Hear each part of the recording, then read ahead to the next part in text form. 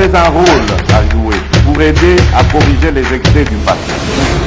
Vous les collègues des grands qui quittez les groupes armés, je vais le dire.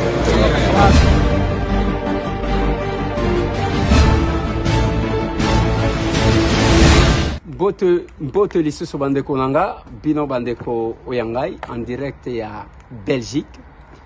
Lelo toza le 40e, nous sommes le 27. Non, le 28. Voilà, nous sommes le 28 novembre 2023. D'actualité Zaïbélé, Mikolo au mois contre-temps. Le chef de l'État suspend sa campagne pour un temps pour ne répondre à une rencontre importante pour le pays. Masolona député situation na Kasumbalesa komata kokita bakundate la tension là-bas un peu calmée mais l'armée intervient. Dans le numéro de l'émission polémique sur la prestation de Fally Ipupa Narena Bamzuba Lobby Abouaki Mukwege Abouaki chef de l'État est polémique, c'est dans ce numéro de l'émission. Masolona député manque d'argent.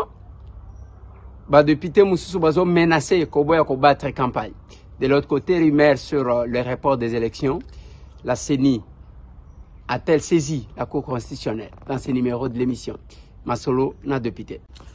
Voilà, bande konanga, moi Masolo Tokobeta yango en avant d'aborder la campagne ba capable baza disséminer à travers le pays ba kotia la bino na suka wana mwa tranche ba image a boyi ba image a kuna bokomona penza ke izo kende Canada. On a bazalaki na lancement ya campagne biso na Belgique to salaki touti Paris là-bas to zana na c'est ya Mali mais yango te mutu ezali kopekisa biso to beta moi Masolo bande konanga na zo banda na question ya situation ya Kasumbalesa na kotia la bino quelques vidéos ya makambo elikaki na Kasumbalesa ba incident ebimaki en réalité bokolanda chef Kombo bokolanda mama oyo azana chef Kombo décision bokolanda ndenge bazo landa bato bakende kokunda te mais na simanango je vais vous faire une analyse bokolanda le notable les députés dont un collègue bakenda comme na chef Kombo pona ba calmer situation kuna na simanango l'armée le général Idi Kapenda ke kolobana bango ke soki coutume zo respecter mi be côté tokokanga bino nyonso. C'est ce qui s'est passé. Maintenant, nous savons quel est le détail important. Ezana ndeko moko babengi tiswaka o bazotanga na ndeko mususu wana babengi timanga. Bango baza lokola côté ya UDPS. Baza côté ya UDPS, mais zana ndeko mususu pe aza côté ensemble. Mais ba o baza côté ya UDPS, dommage que bango baza bakasayen nde ce qui s'est passé. Oyo aza côté ya bakatange. Nde affrontement wane yaki kopima. En réalité, il y a problème ya balamba na bakasayente. En réalité, il y a conflit entre les partis politiques, conflit à leadership. Oh, et bimisaki ba moi polémique. Est-ce que c'est important? Je pense que ce n'est pas important. Après le cimetière, Bakasai, donc Bakongolais de Bakasai, Balena Rujika. Balamba bote balenda mcimetière ke kubabia batajika hapa ni Mtuguni hapa village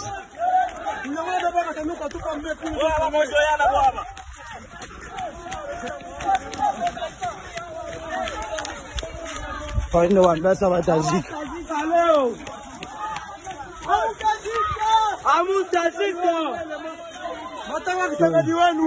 Mtuguri Kasumbalesa village bakasaya watajikia yoi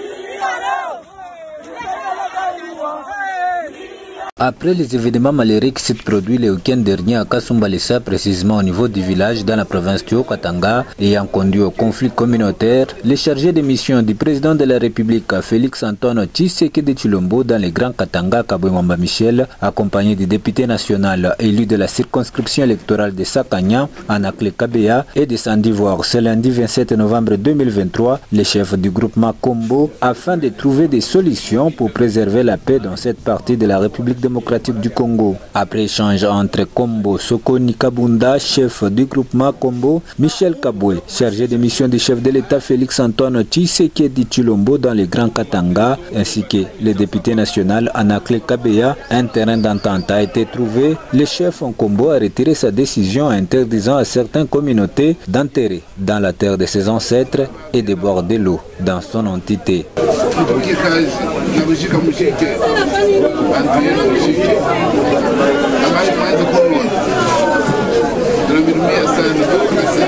Après avoir participé à une réunion de conseil de sécurité provinciale tenue à la mairie de Kasumbalesa où plusieurs décisions ont été prises. Kaboué-Mamba Michel a au sortir donné l'objectif de sa mission à Kasumbalesa tout en prêchant la paix dans cette partie du pays. Interdire aux gens ou bien à l'autre tribu de ne pas enterrer. Interdire donc aux tribus de ne pas boire l'eau du village.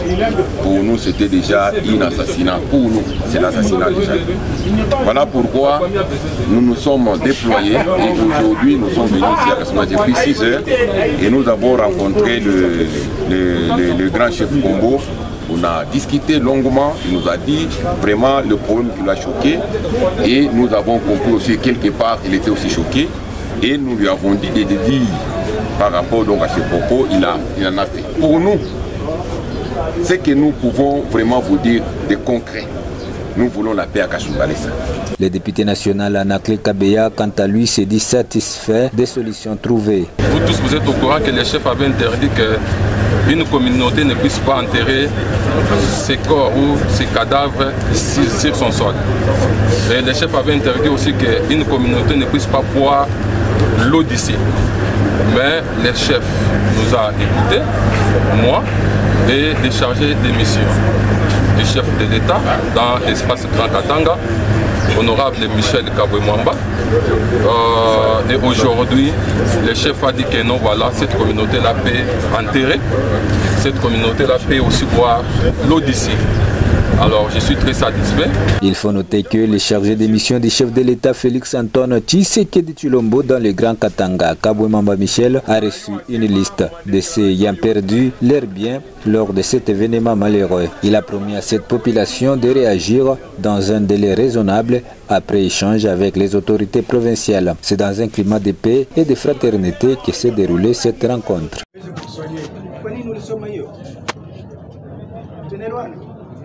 Donc, il a fallu autoriser l'unité de la population yenye ikondani ya udongo. Reconciliation ikuwe. Watu kufanya kimya, hakuna mtu anazidi leta. Leta iko juu ya sisi. Parce qu'après Mungu ni leta. Ndio vile baya inasema. Na kujiri yenye kuwa tofauti na leta. Ndio constitution inasema kutimi na kutembea vizuri na sheria. Kama kutimi na kupinga sheria, hayo kutimi nafaa kuikunda. So unaona? Kasumbalesa zamani ilikuwa mjini kidogo. Sasa leta nasema inakuwa kubwa, banaweka huyu. Anakuwa mkubwa leta. Kesho hii maya inaweza kuwa mahitaji mingi Kinshasa itasema siwe tena Utiri, mweke pale, inakuwa territoire. Inakuwa territoire. Unaona? Pende ile sauti. Sema wa kirani, hizo wageni, hata watoto wote wako wananisikia. Sipendi. Wanda polisi kuna ifuata wewe. Pour la deuxième, watu wakafanya fujo hivyo puni. Kashindikana komanda yake kwa no? Colonel. Yeye akashinda. Nitamsaidia. Na wewe una silaha. Na mipango yetu inasema hivi. Wale wako na kazi ya kufunga kama bafanye, tunabafunga na funga. Kama beko na wana polisi militaire bengie, bale tutabafunga. Na mimi na yeye anapaswa kujiamplike kama asifanye na yeye tunafunga. Ndio vile mipango hiyo. Sisi wote ndio kazi hapa kufua. Wale kutafuta usalama. Masikilizano, kimya na maendeleo. Na mapendo ikuwe. Watu kama mtu mmoja anafanya makosa, asabu ni yake peke, sio ya kabila. Mwizi ni mtu mmoja. Kupiga yeye mwizi, hapana kupiga jamani. Na maifuatayo tunafanya, tunakuta na kabila ile mko nafukusha na bombe iko baki. Ndani watu makosa. Donc, tukulibakivi pata ifanya, haina batu bote. Tunasikia kama mzee anagonjwa. Lakini tutaenda na mama nisaidie message kwa mwatia na kuja kusema tutaenda na mama kupanga gari na ndio tukazungumza. Asante kwa kuja.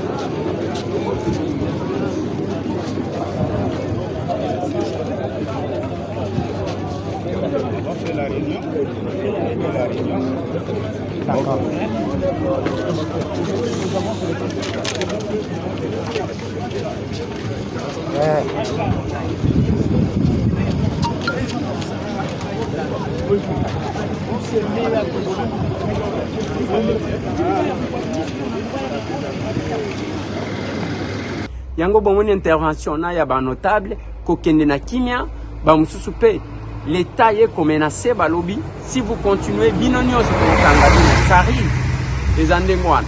Mais je pense que le moment où nous sommes ils ya ko alimenter conflicté ils a moment ya mutu na mutu akende ko senga oyo akoki ko senga na pepe lelo tomoni ba VPM liawu akati mabina.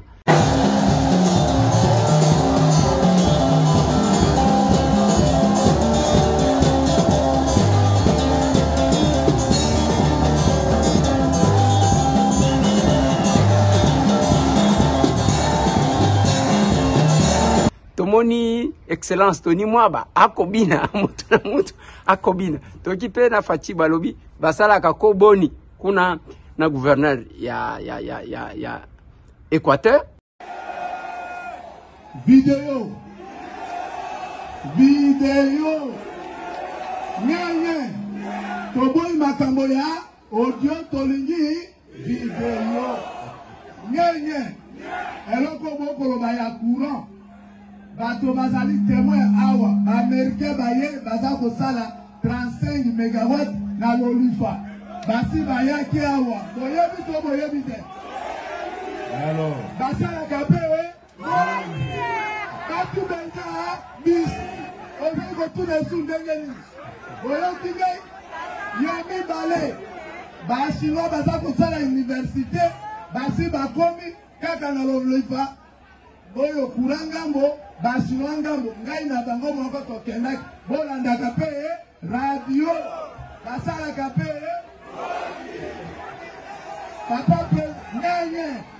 papa président aza na makambo ebele ase atindaki bato wana basala mosala abosani me ngai na comité de sécurité na population nyonso toyebi ke baza kosala kura université mpe bachinois mpe bazali boyoki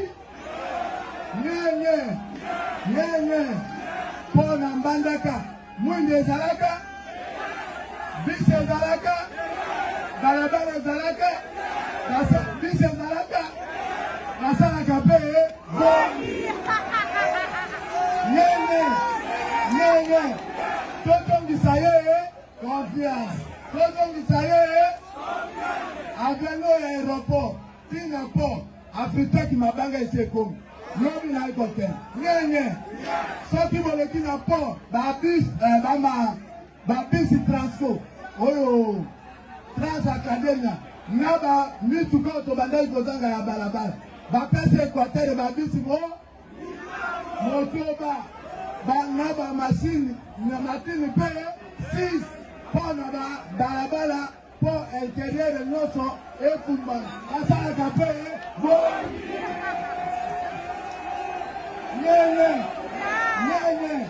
nyenye tolingi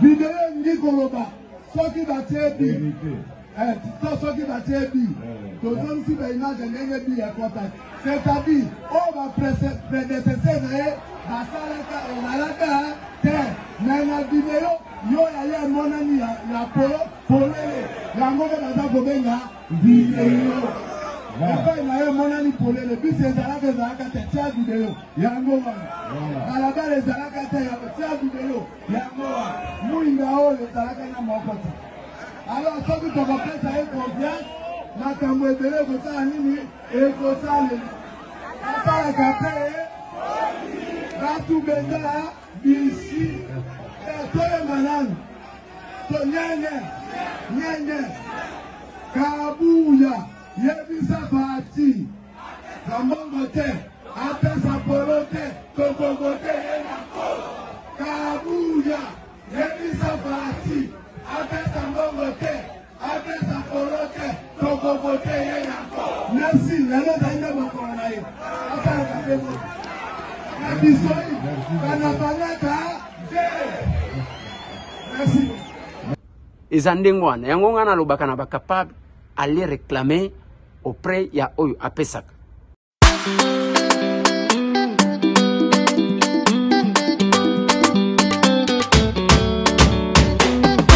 Aye!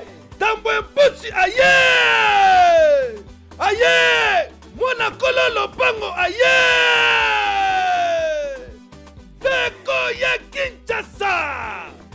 Bana Lukunga! Bana Ngaliema! Bana Mongafula! Bana Kintambo! Bana zone ya Kinshasa! Bana Lingwala! Bana Barumbu! Bana ya Gombe!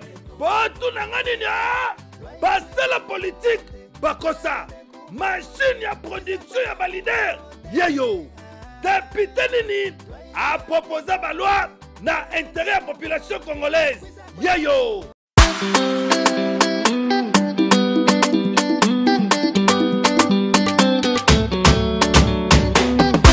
Aye tambo mposi aye aye mwana kololo pango aye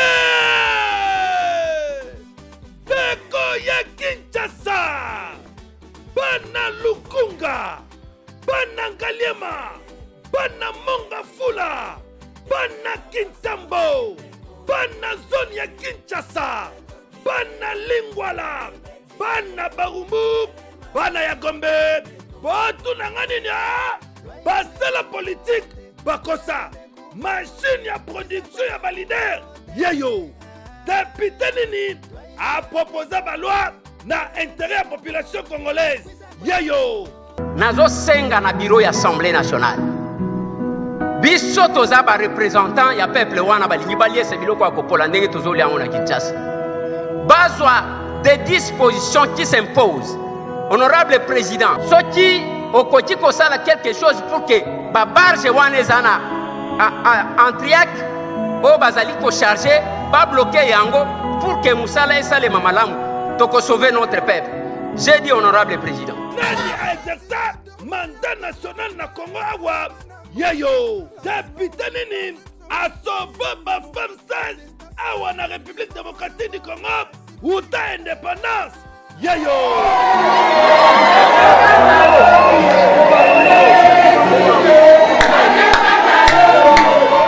numéro 40 na circonscription ya Lukunga Belissus en particulier numéro 18 na commune ya Ngaliema bana quartier Ngomba Kikusa bana quartier Bumba Ipen bana quartier Boadi bana quartier Lubudi Delva bana ancien combattant NAD Belissus bana Kanluka Yabino yeyo mwana Kololo Pango les sacrés de la nation Eliezer Tamompoji Charmant bana. Voilà, en ce qui concerne le report des élections Batu Bazo Bang Biso Tolobi toza prêt Yakosala élection à tout moment et puis ba papa bonheur na ba maman bonheur nenge boyebi babimaka parce qu'il y a les élections. Ce qui les loba lobi ba reporter élection okomona mutuli susute. Voilà pourquoi na senga kana ba congolais bo sala keba. Pambate mutema mabe et komema biso nulle part. Naza en Belgique, naza en Bruxelles. Qu'est-ce que j'ai trouvé? Isolo na lina betela bino pona lilo na koya ko pesa détail tango na koya na Kisasa. Détail ezani. Matonge boyebe lango ba congolais. Château Rouge boyebe lango ba congolais. Lelo na ye kokuta ke ba congolais bazala kalisusu te. Tika ba congolais ba fingana, tika bango ba swana, mais autant ma belezo kende na Congo, autant ba terrain na bango ezokende awa.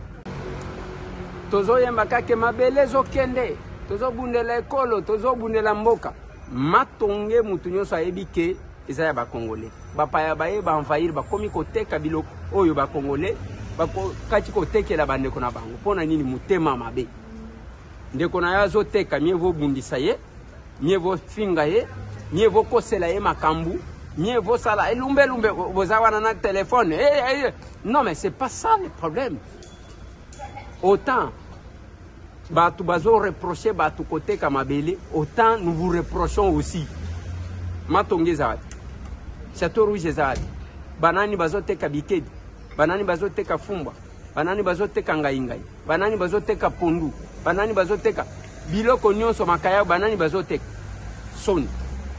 Voilà, je pense que nakoya kokota na détail tango nakoya na Kinshasa ya makamunga na vivre bandeko le mal est profond totika mutema mabe yango tala ndenge bozuki pelekesi makambo komika ya mbongo nani azo pesa mbongo nene donc même na poto tozana bat les personnes à vendre aw ndenge mona ka bato ana basomba bino na polote mais ye bazo somba ye na $100 masolo ezana munguna kwa bato ezakake o wana tindi $500 o ya tindi mbongo. C'est tout ce qui se passe. Mais je me demande comment bino boko longwa batu boko mi marchandise. Bande konangai. Le Congo bangelote mutu bako changer ya biso moko. Et nous devons commencer par changer nous-mêmes. Toti kamute mama be. Ce que moni bisika ne konaya zali. Sungaye omoni de konayo azo tomba ma tombola ye. Botika campagne de diabolisation. Tala ba influenceur ba influenceuse. Musala kolongola kabila na réseaux sociaux. C'est tout ce qui se passe. Mais on va continuer quand on sera au Congo.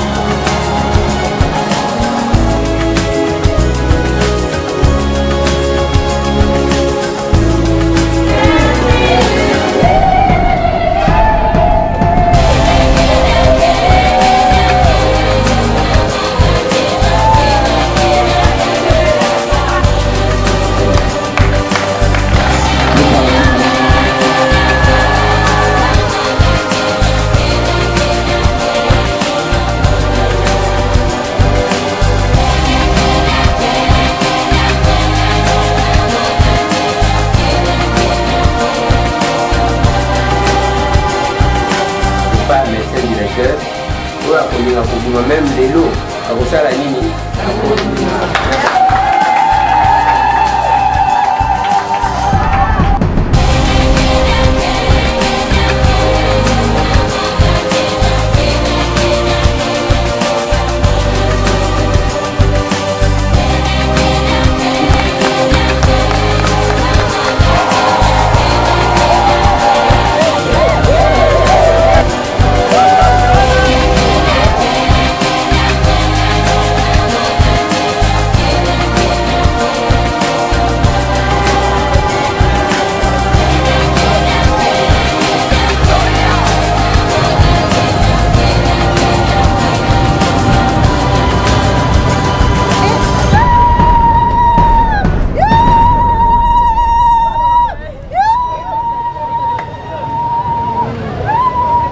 Mais awa, rumeur et alliés, balingi va saisir cour constitutionnel pour que va organiser.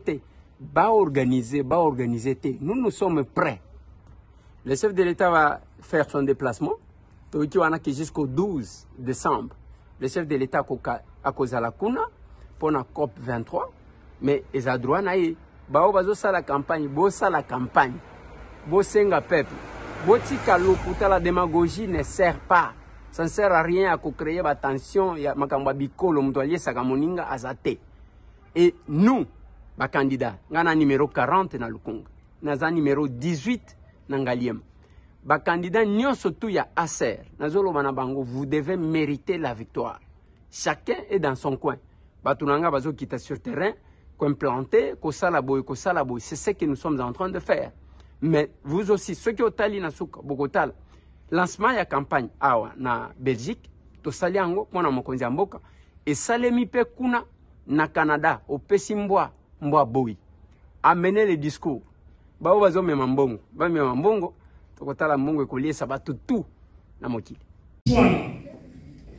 Maintenant, nous, Action commune pour la République. Est-ce que nous sommes des alliés ou Fachi Pétor est candidat à la mission? C'est notre candidat. C'est notre candidat. Ouais. Nous ne sommes pas des alliés. Et nous demandons à tous les Congolais qui se sont fait enrôler. Je suis l'un des exemples. Moi aussi. Il y a déjà une voix ici. Moi aussi. Les Congolais qui se sont fait enrôler ici au Canada, nous vous invitons tous de choisir le bon côté de l'histoire. Voilà. Likambu mususu bandeko nanga eza théâtre nazomona bato bazosala. D'abord ndeko moko depuis abandaki koloba mutu pazo répondre ya zate mutu azo kipaye azate. Il se passe pour quelqu'un de l'UNC. Alobite biso tokopona oyo tokopona bo oyo. Ndeko oyo namoni bato bazo partager linga. Je suis obligé à côté la binoye pour que boza la distraite. Communication de l'UNC. Mes chers compatriotes, le comité de crise de l'UNC demande de voter pour le candidat Moïse Katumbi, numéro 3, pour des raisons ci-après. 1. La destruction de l'image de notre leader emblématique, Vital Kamerhe. 2. L'hypocrisie de la haute hiérarchie de l'UDPS à l'endroit de l'UNC. 3. Le non-respect des accords et promesses non tenues. 4. La souffrance de la population grandissante avec le taux d'échange $10 à 27 000 francs congolais. 5. L'échec de restaurer la paix à l'est du pays et l'arrestation des opposants politiques. 6. Les vols institutionnalisés, caractérisés à tous les échelons. 7. L'immoralité des membres de l'UDPS. Ces 7 griefs ont fait que tous les membres de l'UNC soutiennent actuellement le candidat Moïse Katumbi. Moïse Katumbi, c'est le meilleur. Moïse Katumbi, c'est la restauration de la paix. Moïse Katumbi, c'est la vie quotidienne des Congolais, l'amélioration de la vie quotidienne des Congolais. Nous disons numéro 3, Moïse Katumbi Chapwe, président de la République. Merci. C'est du théâtre. Au moins du théâtre. Et là, on va bien théâtre. Donc, comme il y a un opportuniste, les lots, sélection les problèmes, il y a casting, il y a chef de l'État dans le bas. Nous allons voir qui va porter quoi au chef de l'État.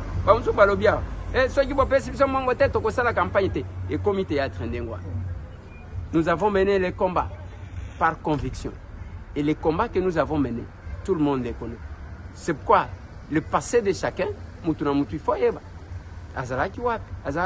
autant na zolobela makambwana, autant na zolobela oyo. Donc, Nicolas Mouté Mamabé, nous restons distraits et chacun cherche à vendre son pays dans son coin. C'est grave.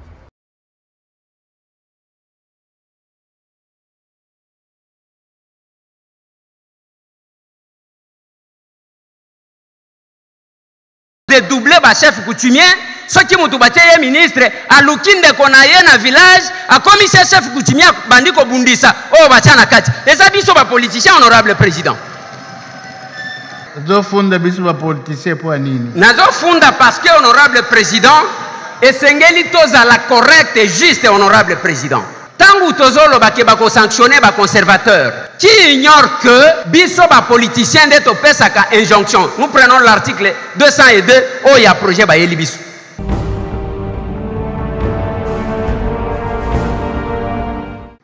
Honorable président, ndenge oyebi ba client ya morgue ezabi bembe.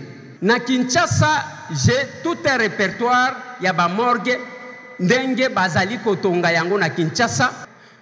Koluka ba client ya kokotisa na morgue, honorable président, batu ba koluka kobomisa batu. Il y a peu, honorable président, oyebisi biso ndenge nini Covid ezongi na ba maladie belé. Nangonga oyo honorable président nazo yebisa yo, ba morgue ezali kaka ko servir pona kobomba bibembete et comme ko servir en même temps des chambres froides, honorable président. Soki tozui ba disposition te biso nyonso batutolia ka biloko alibanda to kokufa, honorable président.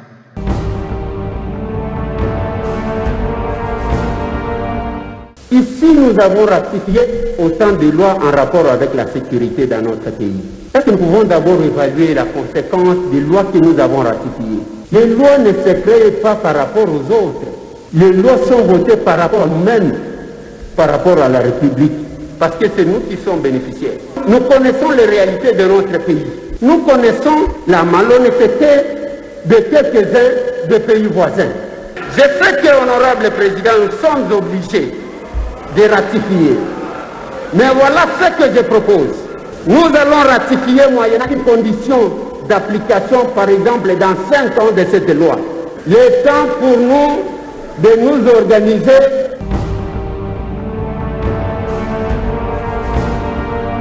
Honorable président, nous soyez dit, et l'on va venir politique. Nous sommes à politique. Avec le ministère des alacats pour représenter les besoins de la population. Parce que le ministère pour la salaté. Dans le ministère, nous avons besoin de la population. Oui, les amis, madame.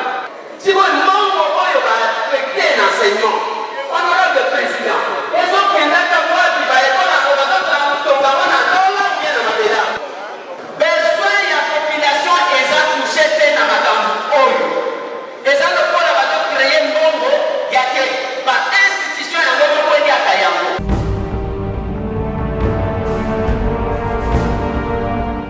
Honorable président, si je prends la parole, c'est parce que je pense qu'il y a une erreur qui s'est glissée. Cette erreur fait croire, fait passer pour une nouvelle matière les dossiers de la CNDH.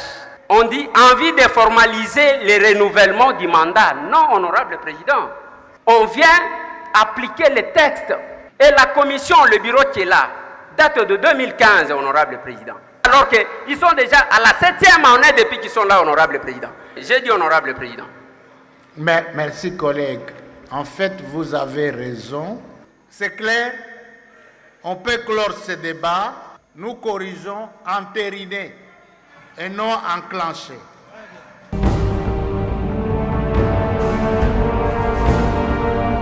généralement dans ces pays, nous avons tendance à vouloir occidentaliser nos lois. Les copier-coller nous met en difficulté, honorable président. Alors que le loi, honorable président, vient répondre à un besoin. C'est la codification d'un besoin d'une communauté, à ce que je sache. Et qu'est-ce qu'on fait? On va mettre en place une loi où on va charger l'État à indemniser, à payer. Alors que ce qui crée les rébellions, les conflits, qui amènent aux violences sexuelles, tout ce que vous voulez, ce sont ceux qui deviennent le lendemain le dirigeant dans ces pays, honorable président. Si on doit voter pour cette loi, on doit donner aussi les critères de qui doit devenir ministre des Droits humains.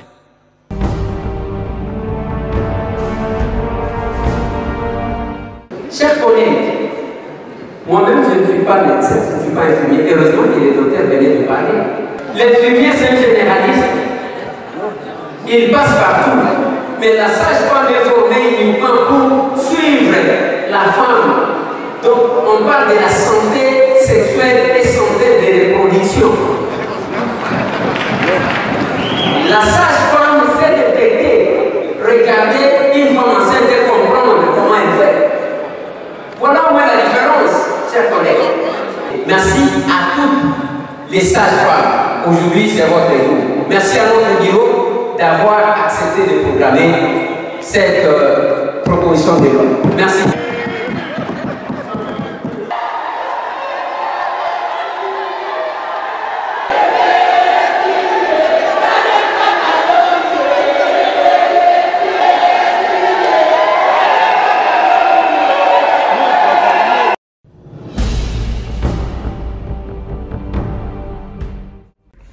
Voilà, Nabandi Tozo Suki Sawana Pona Lilo, nous sommes là en direct. Bande Konangaï Bo Bangate, il n'y a rien de grave. Chacun doit battre calmement sa campagne. Moutona Moutou Asala Oyaye. Mais la vérité, il y a les gens qui ne sont pas sûrs il y a qu'au gagner. Bango Moutou Bazo créer attention. Mais Bao Baza sûr, Bazaliko Bunda, Bako mérité Yango. Mais retenez que après les élections, Tokozal. Nenge Tozali Awa. Toko Tikala, ba Congolais, ba bako gagner, ba gagner. Je vais terminer avec la question de Fali. Fali, est qui concerne quoi polémique après un long moment dans la diaspora, que musique est bête. Qu'est-ce que moi j'ai compris? J'ai compris qu'il y avait d'abord un besoin, parce que tout le monde va se déplacer, parce qu'il n'a pas ça, babina, bien. Est-ce que ça m'a bête? Moi je ne condamne pas, ça m'a bêté. Yami balé polémique, oui, l'antipathie et la sympathie sont naturelles. Fali, Aza libre, il a coopéré, choix naïe, on ne peut pas l'imposer. Autant Kofi a opéré les choix pour les chefs de l'État, autant Jibé a opéré les choix pour les chefs de l'État, autant Fali a opéré les choix pour Dr Mukwege. Et Yangote Bomi Sabat. Et le Gongana Kolo Bayangoan. Il n'y a pas de problème. Tous on a réussi. Beau vivre, il y a différents capables, différents coins où Bango Bazaliko presté et comment la campagne se fait. Mais il faut y aller. Parce que c'est pendant les 5 ans au Kozarana Moutouan. Allez, tout le monde, bye bye.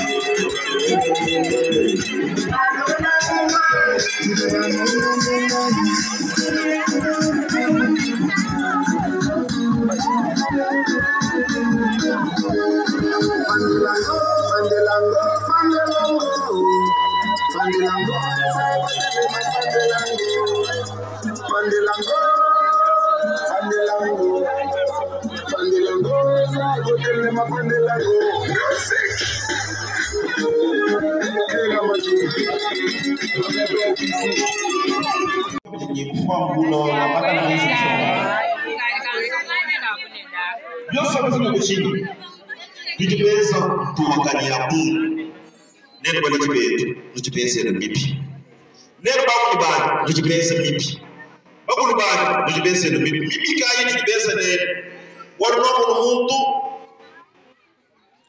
wa wetu nimeshabu kukuishi watu fidaka watu wa mimi ngaji tu mimi wewe ni mwenda kaka papa utuona muntu bebo watu wa mimi est-ce que nous disons que nous avons mubi pouvoir ujumwa siku muhana avenir wa bana bebe ujumwa hana kalasa bana bebe ujumwa hana santé wa bana parce que na shibiki le doit ambalo wa basami ukata zambi yo kwani antubaka na bomu bikala pa dominer antubaka na bomu bikala nyibukale Samba chani yichikara muchitarala ajibanga chitarala mwagichi katuru kuchina kana sala to shima yewe shima mama tushimse shimo shima jibaga jowe ne shiko ani tuko mwana mputo akalonga kalasa bolo shimse ne pesa ogeshi nishana tututara ba popolo yetu popolo mchemwa ndo vite jiba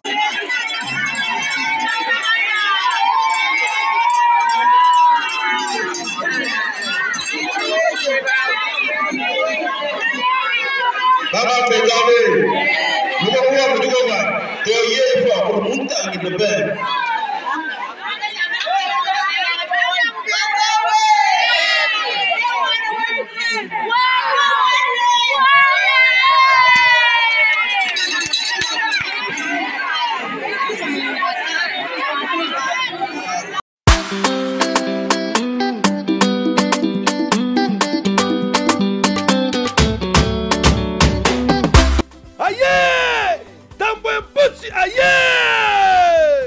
Aye! Mwana kololo pango aye!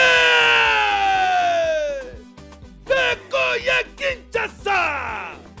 Bana Lukunga! Bana Ngaliema! Bana Mongafula! Bana Kintambo! Bana zone ya Kinshasa! Bana Lingwala! Bana Barumbu! Bana ya Gombe! Botu nanganinya! Basela politique! Bakosa! Machine ya production ya balider yeyo député nini a proposé ba loi na intérêt ya population congolaise yeyo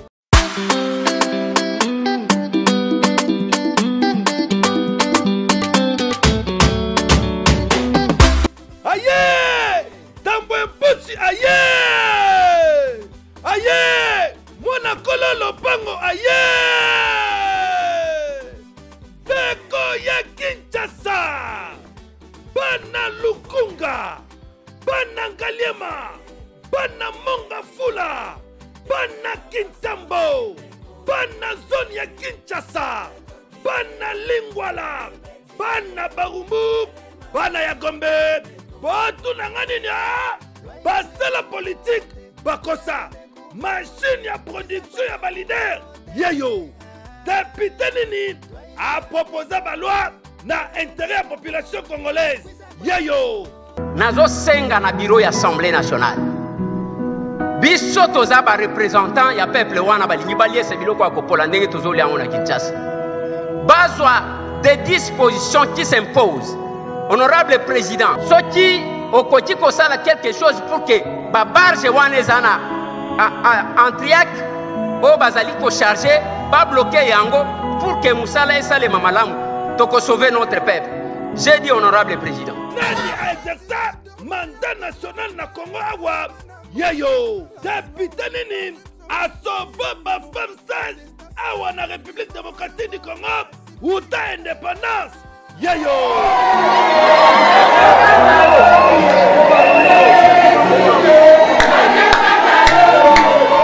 numéro 40 na circonscription ya Lukunga Beli sous en particulier numéro 18 na commune ya Ngaliema bana quartier Ngomba Kikusa bana quartier Bumba Ipen bana quartier Boadi bana quartier Lubudi Delva bana ancien combattant NAD Beli Susu bana Kaluka Yabino Yeyo Mwana Kololo Pango les sacrés de la nation Eliezer Tamompochi Charmant bana